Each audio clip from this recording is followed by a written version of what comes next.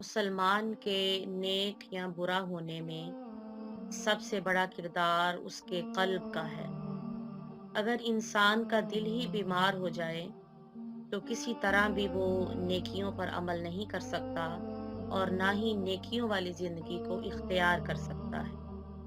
ان علامات سے اندازہ لگایا جا سکتا ہے کہ آیا اس کا دل بیمار ہے کہ نہیں ہے۔ جب انسان فانی دنیا کو دائمی آخرت پر ترجیح دینے لگے تو پھر وہ سمجھ لے کہ میرا دل بیمار ہے۔ مثلا دنیا کا گھر اچھا لگنے لگے اور آخرت کا گھر بنانے کی کبھی کوئی فکر ہی نہ آئے، کبھی سوچ ہی نہ آئے۔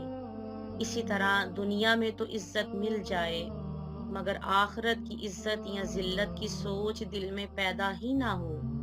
دنیا میں تو بہت آسانیاں اور کامیابیاں، روپیہ پیسہ